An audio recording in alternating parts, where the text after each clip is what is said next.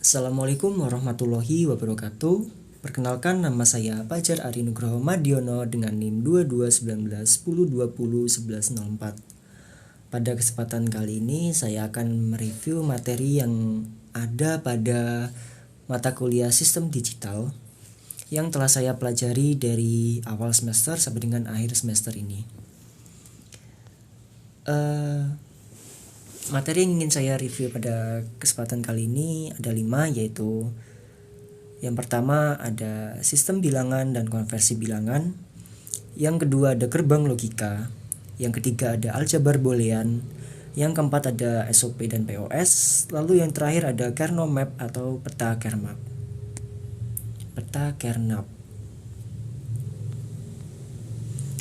Masuk ke materi yang pertama, yaitu sistem bilangan dan konversi bilangan. Jadi di sistem digital ini kita memiliki sistem yang namanya sistem bilangan yang bisa kita gunakan untuk cara kita berkomunikasi dengan komputer. Seperti yang kita tahu, komputer itu berbeda dengan manusia, dan komputer sendiri tidak akan paham dengan apa yang dibicarakan oleh manusia. Dari situlah muncul sistem bilangan yang dapat kita gunakan sebagai inputan kepada komputer, lalu komputer itu akan mengeksekusi inputan kita lalu mengeluarkan output, yang dimana output itu dapat kita pahami juga. Jadi sistem bilangan ini singkatnya itu adalah modal kita untuk berkomunikasi dengan komputer yang kita miliki. Pada umumnya sistem bilangan itu ada 4. Yang pertama ada bilangan biner. Biner sendiri memiliki arti 2. Jadi sistem bilangan ini tersusun dari 2 angka penyusun, yaitu angka 0 dan 1. Lalu bilangan oktal. Oktal sendiri memiliki arti 8. Dan bilangan oktal ini dapat kita sebut sebagai sistem bilangan yang memiliki 8 angka penyusun mulai dari 0 sampai dengan 7. Jadi ada 0, 1, 2, 3, 4, 5, 6, 7 dan totalnya ada 8. Lalu lanjut ke bilangan desimal. Desimal sendiri memiliki arti 10. Jadi dia ini adalah sistem bilangan yang memiliki 10 angka penyusun dari 0 sampai dengan 9. Lalu ada bilangan heksadesimal, yaitu bilangan yang memiliki 16 angka penyusun. Heksadesimal sendiri artinya 16. Dan susunannya ini agak berbeda dengan 3 bilangan biner yang lainnya. Jadi dia ini ada 0 sampai dengan 9. Lalu akan ketambahan sebuah karakter, yaitu karakter huruf dari A sampai dengan F. Jadi susunan bilangannya itu ada 0, 1, 2, 3, 4, 5, 6, 7, 8, 9, lalu A, B, C, D, E, F. Dan itu memiliki total 16 penyusun. Lalu next, memasuki konversinya.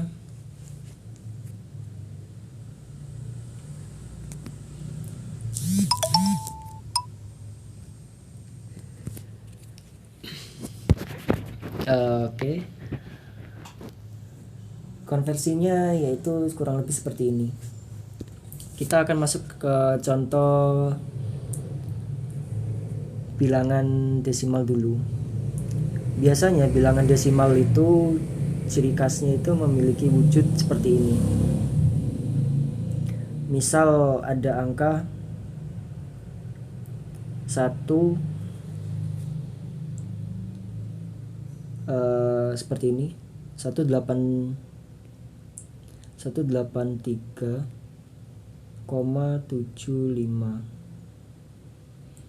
Ciri khasnya bilangan desimal itu dia memiliki angka, lalu di belakang sendiri akan ada angka kecil agak ke bawah berangkakan 10. Jadi angka kecil ini dia itu menandakan bahwa bilangan ini adalah bilangan hasil konversi dari bilangan desimal. Jadi kembali lagi ke contoh 183,75. Bagaimana cara kita membaca bilangan desimal ini agar kita itu dapat mengkonversinya ke bilangan yang biasa kita baca. Jadi 183,75 ini dapat kita baca dengan cara kurang lebih seperti ini yang ada di contoh. Yang ini. Jadi kita harus menentukan dulu angka satuan paling terakhir. Dari 183,75, angka satuan paling terakhir itu adalah angka 3. Jadi angka 3 ini bisa kita anggap sebagai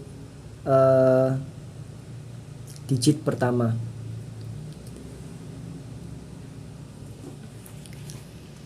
Kenapa kita anggap sebagai digit pertama? Karena syaratnya itu harus satuan paling akhir, bukan koma. Nah, pada contoh 3 ini kita posisikan sebagai angka pertama, dan karena di angka pertama kita kalikan dengan basisnya dulu. Jadi kita misal pada contoh ini kita ingin membaca bilangan desimal. Bilangan desimal itu memiliki basis yaitu angka 10. Dari namanya sudah dapat kita ketahui yaitu desi. Jadi dia itu berbasis 10. Kembali lagi ke konversi yang ini. Jadi dari 183,75 ini kita konversikan dengan kita cari dulu angka digit pertama yaitu satuan paling kanan. Satuan paling kanan itu adalah angka 3. Lalu angka 3 ini kita kalikan dengan basisnya yaitu 10 pada contoh 10, lalu kita pangkatkan dengan angka penyusun dengan urutan angka penyusun. Jadi maksudnya seperti ini. 3 di sini kita mengetahui 3 ini adalah posisinya 1, dan di bilangan desimal itu memiliki urutan penyusun antara lain 0, 1 sampai dengan 9. Jadi 0 ini adalah angka yang pertama. Maka dari itu 3 ini kita kalikan dengan basis yaitu 10, di mana basisnya itu berpangkat 0 karena 3 ini menempati posisi pertama, dan syaratnya itu pangkatnya itu harus dipangkatkan dengan posisi pertama sesuai dengan urutan dari posisi angka yang ingin kita terjemahkan. Jadi misal lanjut ke contoh berikutnya yaitu 8 ini kita mengetahuinya dia itu posisinya sebagai posisi kedua. Karena kita mengetahui dia itu posisi kedua, maka kita itu mengkalikannya dengan basis, di mana basisnya itu berpangkat posisi kedua juga dari bilangan urutan penyusun bilangan desimal, yaitu angka 1. Dan seterusnya. Angka 1 ini adalah dia itu bertempat pada posisi ketiga, dan kita mengetahui kalau posisi ketiga dari bilangan desimal itu adalah angka 2. Maka dari itu basisnya itu kita pangkatkan dengan angka 2, lalu kita kalikan dengan angka yang ada di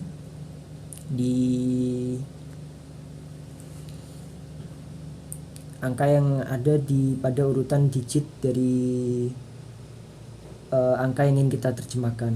Misalnya dari 183 ini. Lalu bagaimana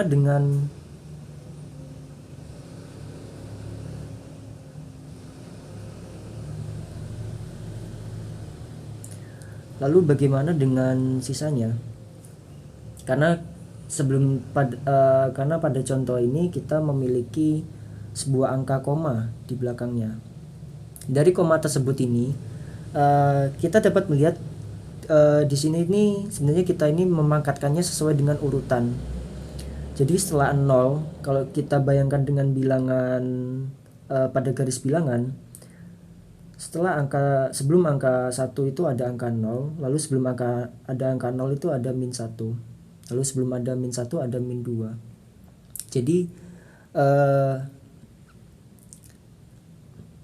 Jadi kalau misalnya kita menemukan suatu angka berbentuk koma, maka kita dapat mengkonversinya itu seperti ini. Dan syaratnya itu sama, karena kita itu memangkatkannya sesuai dengan posisi dari angka yang ada pada pada bilangan. Lalu lanjut next ke itu cara kita mengkonversi atau membaca bilangan desimal. Lalu bagaimana cara kita membaca heksadesimal? Sebenarnya sama seperti yang ada di cara kita membaca dari bilangan desimal, cuman bedanya itu terletak pada basisnya. Seperti yang saya sebelumnya katakan, jika kita ingin membaca suatu bilangan, kita harus mengetahui basisnya itu dia itu apa. Misal pada contoh di sini F3DA, ini sebenarnya bentuknya itu bisa seperti ini. F3DA, di mana setelah A ini ada angka 16 kecil di bawahnya.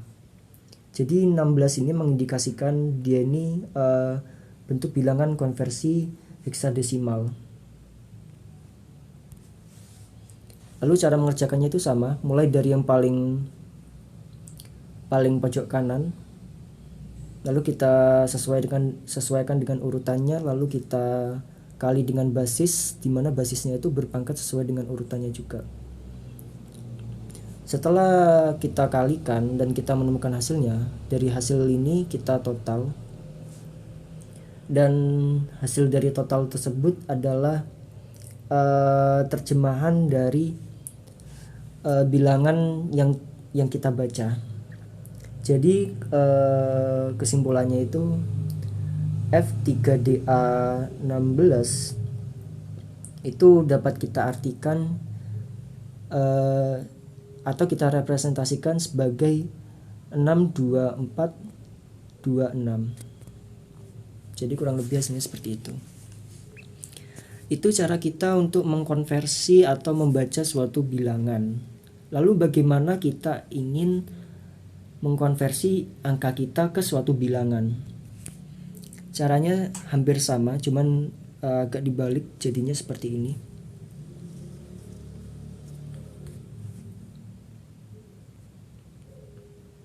Misal pada contoh kita memiliki angka 15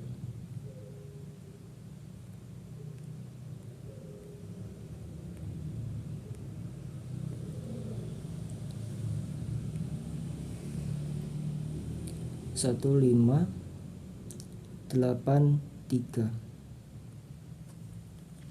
1583 ini karena pada contoh sebelumnya itu bilangan desimal itu adalah sama seperti bilangan yang biasa kita baca, jadi anggap saja bilangan desimal ini bisa kita baca jadi seperti ini. Lalu kita ingin mengkonversinya ke bilangan heksadesimal. Kita memiliki bilangan 1583, lalu ingin kita konversikan ke bilangan heksadesimal.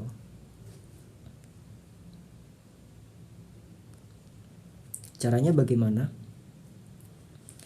Kita harus mengetahui dulu basisnya itu basis berapa.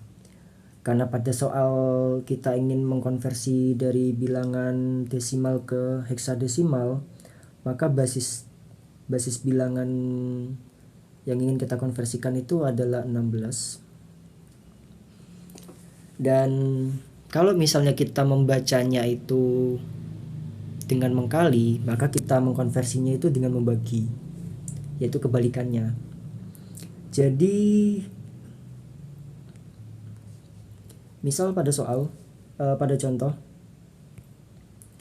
kita ingin mengkonversi 1583 menjadi heksadesimal. Jadi 1583 ini kita bagikan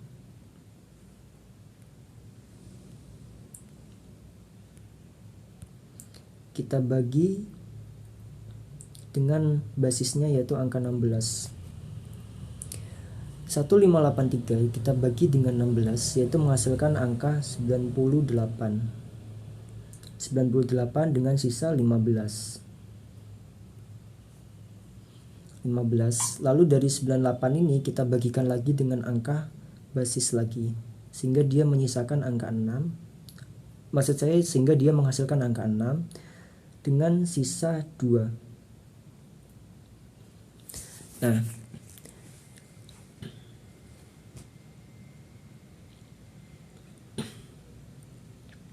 dari hitungan ini kita ini dapat, jadi cara kita mengonversinya itu dengan cara kita membagi bilangan yang ingin kita konversi dengan basis sampai dia itu menyisakan paling sedikit angka di bawah suatu basis. Karena kita basisnya 16 dan sisanya angka 2 dan 2 ini di bawah angka 16, maka kita membaginya itu stop sampai angka 2. Lalu bagaimana dengan cara kita menulisnya? Kita menulisnya itu sama dari kanan. Jadi pada contoh kita memiliki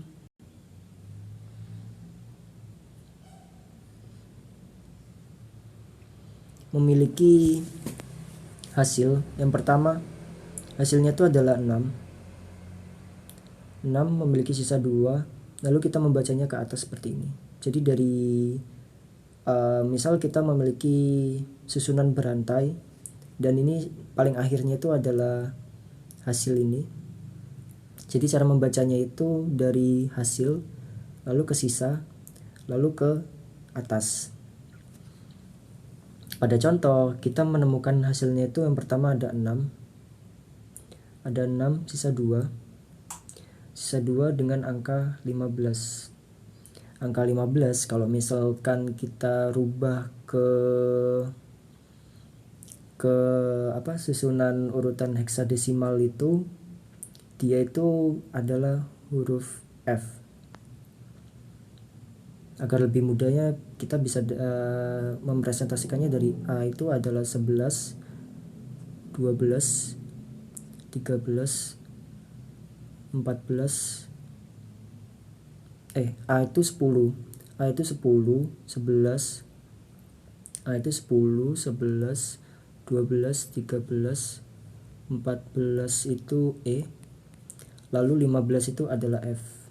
Maka hasilnya sama yaitu F. Jadi cara menulis hasilnya itu dari hasil, sisa, lalu ke atas dan menghasilkan seperti ini. Lalu bagaimana cara kita mengkonversi bilangan ke bentuk bilangan lainnya? Caranya sama, kita harus mengetahui dulu basisnya itu basis berapa. Misalkan kita ingin mengubah dari desimal ke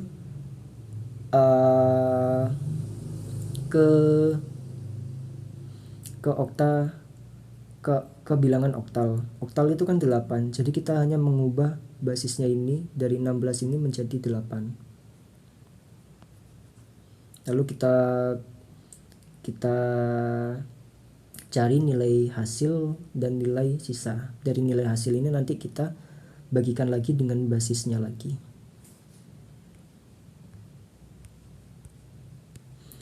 Lalu lanjut ke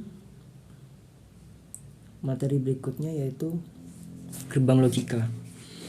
Jadi pada sistem digital ini terdapat pula yang namanya suatu gerbang logika yang berguna untuk mengubah suatu masukan menjadi keluaran.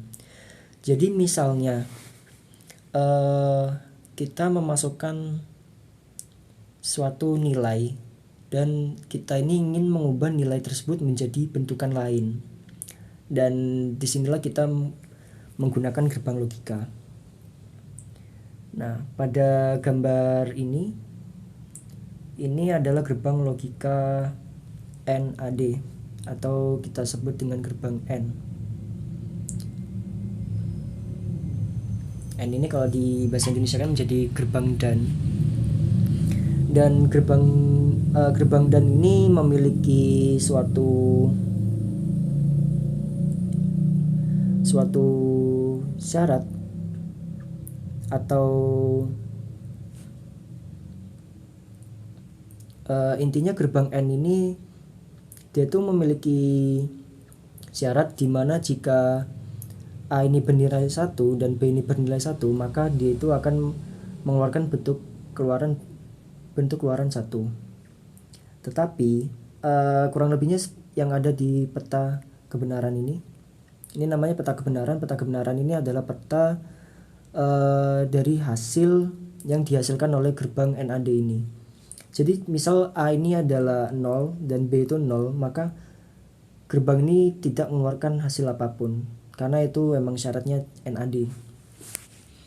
Lalu jika A ini bernilai 1 dan B bernilai 0, maka X pun tidak mengeluarkan pengeluaran.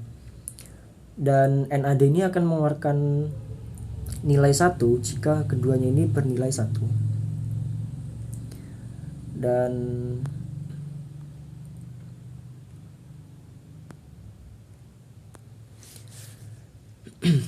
gerbang logika sendiri itu jenisnya ada banyak. Pada umumnya ada 7 seperti yang ada di contoh berikut. Ada gerbang N, ada gerbang OR, ada gerbang N, ada gerbang OR, ada gerbang NOT, ada gerbang NAD, ada gerbang NOR, dan ada gerbang eksklusif OR serta eksklusif NOR. Gerbang ini memiliki syarat di mana seperti yang sebelumnya NAD ini dia itu memiliki syarat kedua masukan itu harus bernilai 1, sedangkan gerbang OR ini memiliki syarat jika salah satu memiliki masukan angka 1, maka dia akan mengeluarkan input 1. Lalu gerbang NOT ini dapat kita artikan sebagai kebalikan. Jadi jika dia itu memiliki inputan 0, dia akan memiliki output 1. Lalu gerbang NAD ini adalah kebalikan dari gerbang N. Jadi dia itu berbalik atau lawannya. Dan gerbang OR ini NOR, kebalikan dari gerbang OR. Jadi lawannya. Lalu ada eksklusif OR. Eksklusif ini sebuah gerbang di mana gerbang ini akan menghasilkan suatu nilai jika dia itu memiliki input yang berbeda. Pada contoh, dia akan memiliki output 1 jika inputnya itu adalah 1, 0 atau 0, 1. Tapi jika inputnya itu sama, mereka akan menghasilkan output 0. Dan pada eksklusif NOR ini adalah kebalikan dari gerbang OR.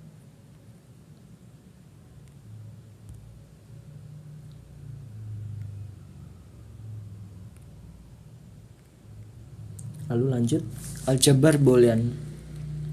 Aljabar boolean adalah aljabar yang kita gunakan untuk menghitung atau mengoperasikan suatu logika atau gerbang logika. Biasanya kita menggunakan aljabar boolean ini untuk menyederhanakan suatu rangkaian. Seperti pada contoh ini. Pada contoh kita memiliki rangkaian gerbang logika yang memiliki 3 gerbang logika. Dan jika kita mengerjakan dengan aljabar boolean, maka kita dapat menyederhanakannya menjadi yang awalnya itu 2 gerbang logika menjadi 3 gerbang logika 1, 2, 3 menjadi 2 gerbang logika, dan dia ini memiliki tabel kebenaran yang sama.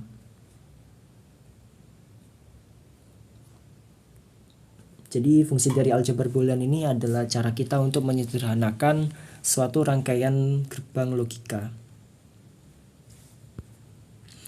Dan berikut adalah sifat-sifat aljabar boolean, di mana sifat-sifatnya itu kurang lebih seperti ini.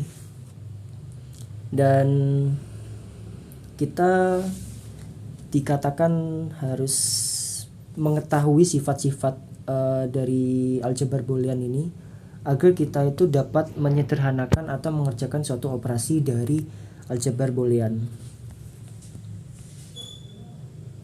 Lalu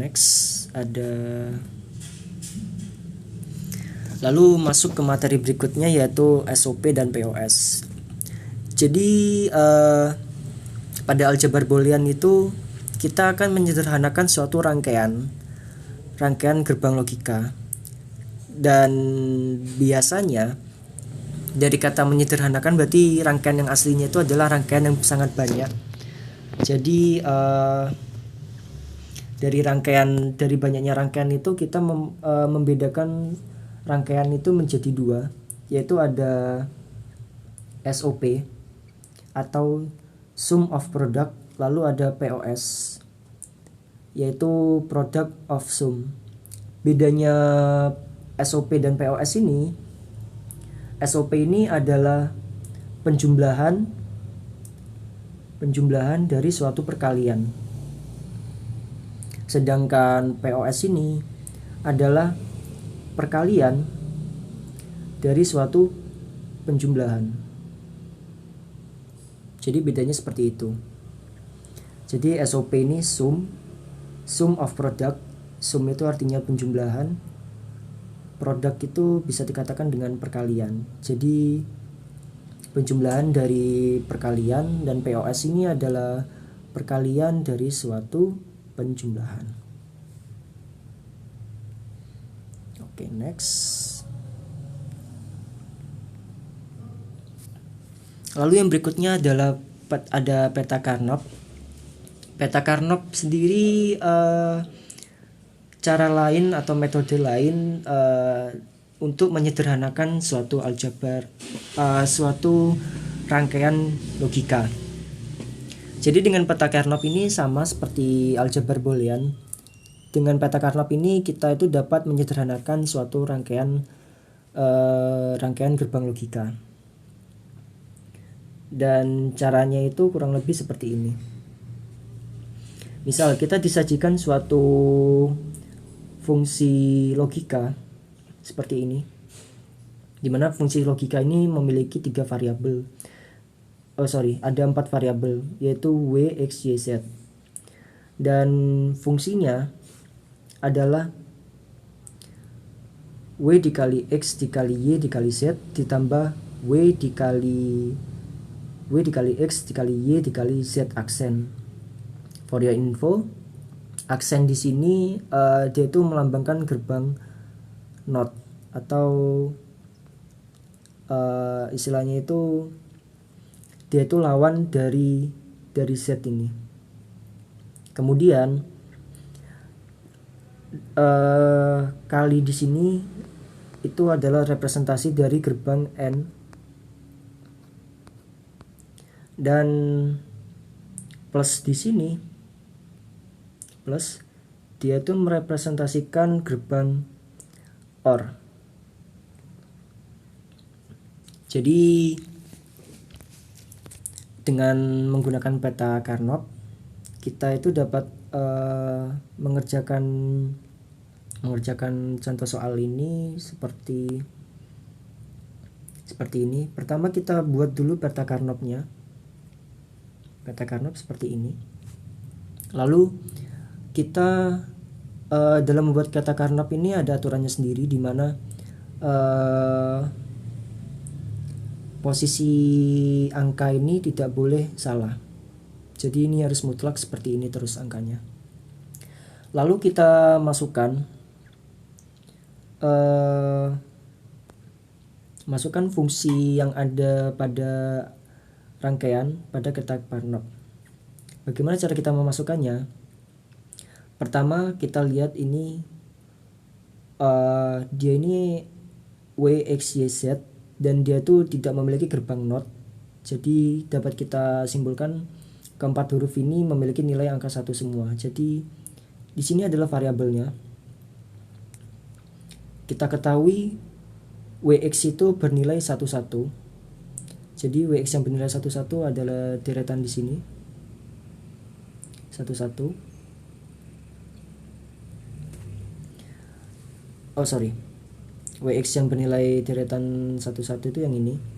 Lalu YZ yang berderetan 11 adalah yang ini. Jadi cara kita memasukkannya itu dengan memberi angka 1 pada kolom dan baris yang sesuai dengan WX YZ. Lalu kita masukkan lagi pada fungsi berikutnya, yaitu WX YZ aksen. Jadi WX-nya itu dia itu bernilai 11 karena dia tidak memiliki gerbang NOT yang artinya lawan. Jadi lawannya dari 1 itu adalah 0. Jadi WXZ-nya itu bernilai 1, Y-nya bernilai 1, sedangkan Z-nya itu bernilai 0. Jadi Y itu bernilai 1, Y bernilai 1, di sini ada Y bernilai 1, dan Z-nya bernilai 0. Jadi bentuk ini dapat kita tuliskan seperti ini kurang lebih. W1, X1, Y1, Z0. Dan ini posisi WX-nya 11, dan ini adalah YZ-nya itu adalah 10. Maka kita memasukkannya pada tabel yang ada di sini.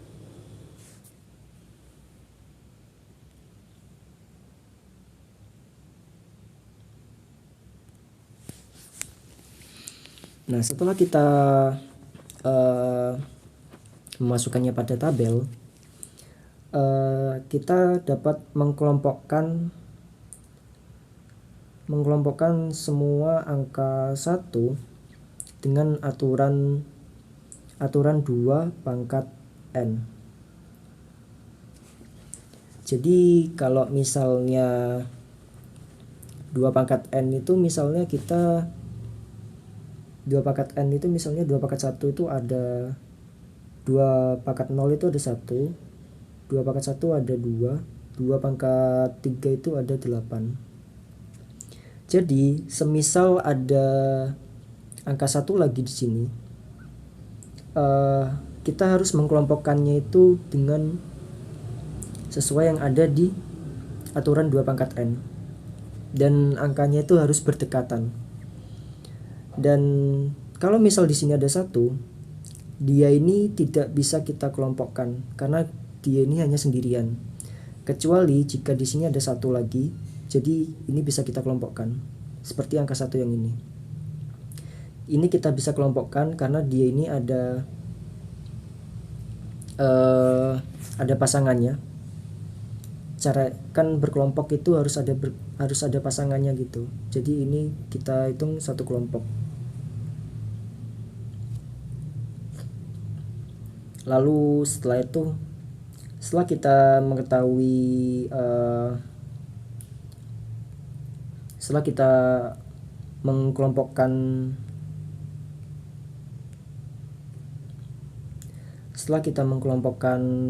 peta Carnot, lalu kita dapat mengerjakannya dengan cara aljabar Boolean yang ada. Jadi kurang lebih caranya kita menyederhanakan suatu rangkaian aljabar Boolean dengan peta Carnot itu sama seperti cara kita mengerjakan dengan menggunakan aljabar Boolean. Bedanya peta Carnot itu kita gunakan jika fungsinya itu sangat banyak. Jadi setelah fungsi ini ada fungsi lagi dan fungsinya itu ada banyak. Jadi daripada kita mengerjakannya dengan menulisnya dengan cara aljabar Boolean, kita dapat mempersingkat waktu dengan membuat peta Carnot lalu mengkelompokkan fungsi yang ada pada tabel dengan cara harus berkelompok. Jika tidak berkelompok, misalnya seperti ini, misal ada lagi angka 1 di sini, tapi 1 ini sendirian, dia ini sudah tidak bisa tidak bisa kita hitung sebagai kelompok yang akan kita kerjakan pada aljabar boolean ini. Jadi dengan cara ini lebih cepat lagi cara kita untuk menentukan atau menyederhanakan suatu rangkaian gerbang logika.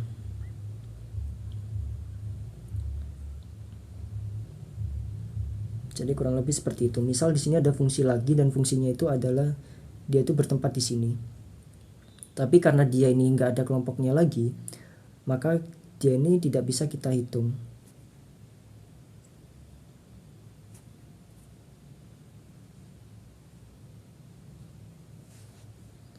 Dan untuk menentukan syaratnya kita untuk mengetahui kelompoknya itu dengan aturan 2 pangkat n. Seperti tadi 2 pangkat n, di mana kita mengambil kelompok itu berdasarkan 2 pangkat n paling banyak. Misalnya di sini ada kelompok lagi seperti ini, dan ini kan ada 1,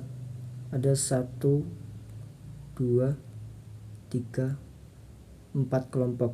Kalau misalnya di sini ada 1 lagi dan di sini ada 1, kita akan mengambil kelompok yang paling banyak itu adalah ini. Tapi kalau misalnya di sini ada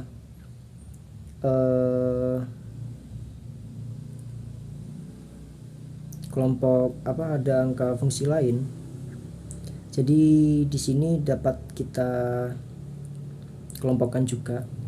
Tapi kita mengerjakannya itu setelah kita mengkelompokkan ini, kelompok ini kita OR dengan kelompok ini. Jadi hasil sederhananya itu akan kurang lebih ini kita sederhanakan dulu menggunakan aljabar boolean seperti ini. Lalu ini kita sederhanakan juga. Lalu hasilnya itu adalah hasil dari ini kita bentuk dalam bentuk OR. Misal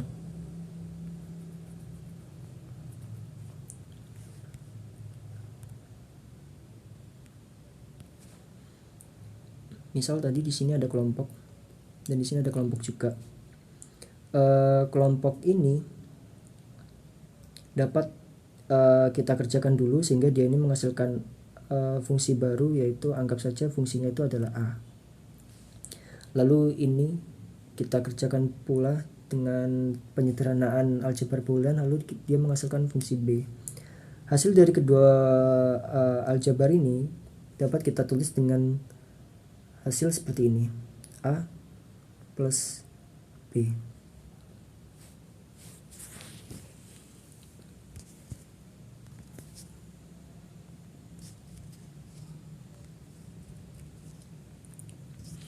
Kurang lebih seperti ini untuk penjelasan yang sebelumnya itu. Ini kita memiliki suatu fungsi. Ada 4 fungsi di sini. Dan fungsinya itu dia tuh bertempat di sini. Ada 1, 2, ada 1 lagi, 1 di sini dan 1 di sini. Setelah kita mengetahui peta Carnot-nya, kita kelompokkan sesuai dengan 2 pangkat n. 2 pangkat n dan ini 2 pangkat n.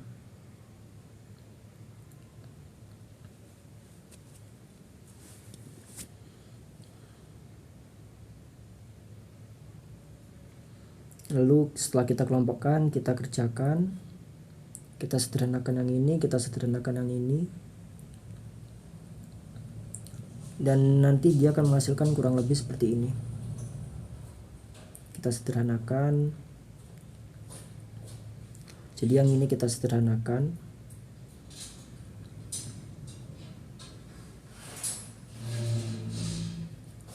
dimana dari fungsi ini dia akan menghasilkan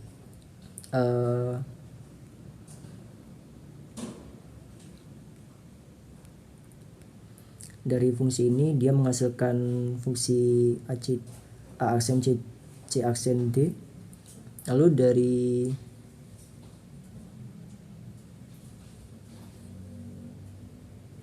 dari sini pula dia akan menghasilkan ini ABC. Sehingga dari penyederhanaan dua fungsi ini kita sederhanakan menjadi seperti ini, dan ini menjadi seperti ini. Lalu kita tuliskan menjadi kita masukkan ke sini, dan ini kita masukkan ke sini.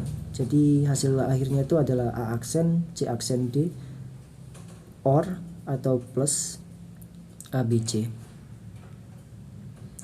Jadi yang awalnya itu ada 4 fungsi, dan setiap fungsi itu mengandung 4 variabel. Setelah kita sederhanakan menjadi seperti ini hasilnya dengan peta Carnot. Mungkin sekian presentasi dari saya, kurang lebihnya mohon maaf, dan ini hanya sekedar review. Jadi apabila ada materi atau cara saya menjelaskannya itu kurang jelas, mohon dimaafkan. Kurang lebihnya mohon maaf. Wassalamualaikum warahmatullahi wabarakatuh.